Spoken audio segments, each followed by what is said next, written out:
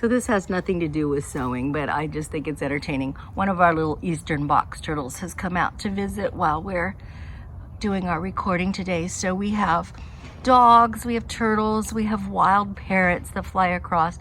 It's just kind of fun recording outside. So we're gonna do a little slip stitch. Actually, we can do a slant stitch or a slip stitch. It really doesn't matter. Let's do a slant stitch, a little tiny, tiny, tiny slant stitch. We did a slip stitch on our neck facing. So now we'll do a little tiny slant stitch. All right, so I've got my needle threaded up. I've got my thread waxed. I'm going to be using a single ply of thread.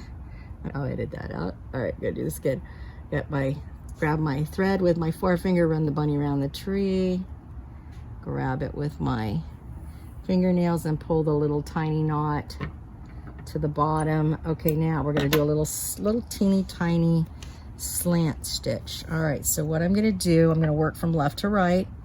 I'm gonna dip I'm working on the fabric side. I'm gonna dip my needle in. So my knot is gonna go inside. And then I'm just gonna go over here and grab the lining and dip back into the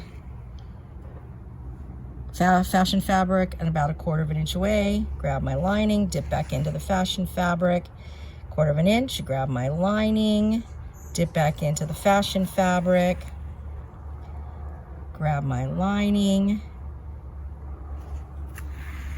dipping into the fashion fabric, grabbing the lining, dipping into the fabric, and we'll need to go across our 2-inch opening, and then our little opening will be closed and we are ready to sew our pocket onto our dress.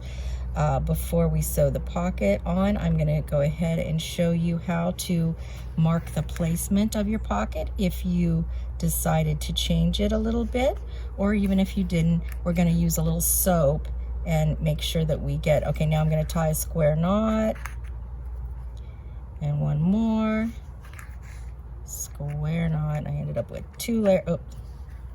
ended up with a knot. That's what you do. Okay, there. All right, it's on the inside of the pocket, but it still looks nice and neat. It's fine. And there's our pocket ready to go onto our dress. Okay, so after slip stitching the little opening in our pocket, we're going to do the pocket placement on the dress.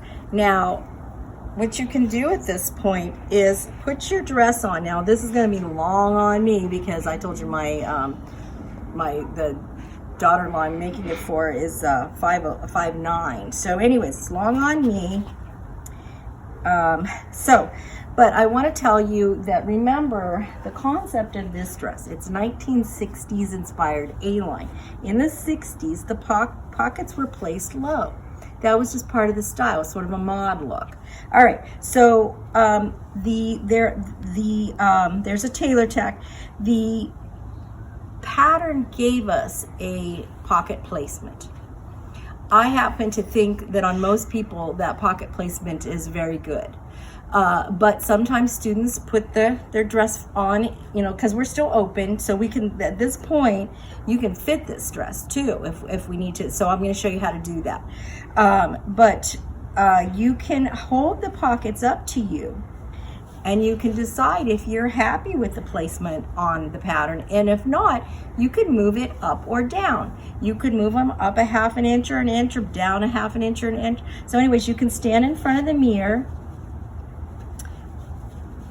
and kind of determine where do you want your hands to go in your pockets. Okay, and I'm gonna look, and I'm kind of, yep, it's about.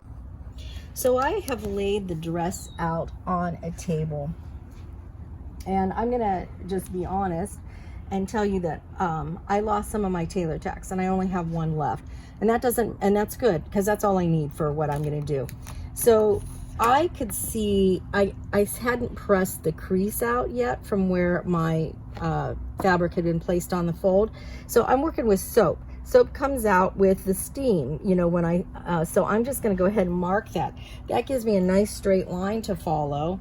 And then I'm gonna write at the tailor tack, because I do like that placement. So I'm just gonna have the top of the pockets of the tailor tack. So you can see I'm squaring a line across here with my ruler. And then just to make sure that I got it completely squared, again, this is just soap. You can use soap or chalk. I love using soap. I think it's so glides on so easily. Down at the bottom, I can just measure from the bottom up to the line, and that is 15.5.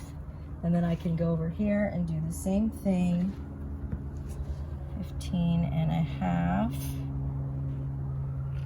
Oops, all right, it is off a little bit. Let me double check this. So from the bottom, this corner,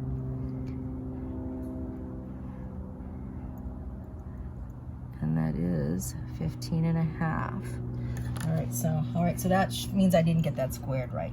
Okay, that's good. I show you my mistakes because you may make the same mistake and then you'll know. So I didn't get that squared. I was off a little bit. So I'm gonna come up, but I know that I cut this symmetrically, right? So I'm gonna come right up from that. Actually, now that I look, you can see it. All right, so I'm gonna go back to the center here, square that line across there.